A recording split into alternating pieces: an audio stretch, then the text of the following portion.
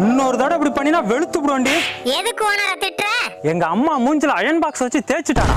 எதுக்குடி? அவங்க தான் மூஞ்சி சுருக்கமா இருக்குன்னு சொன்னாங்க, அதான் அயன் பாக்ஸ் வச்சு தேய்ச்சேன். அது தப்பா? தப்பே இல்லடி. செம்மறியாட்டுக்கு சேலை கட்டி தாலிய கட்டினா பாரு ஓனர்.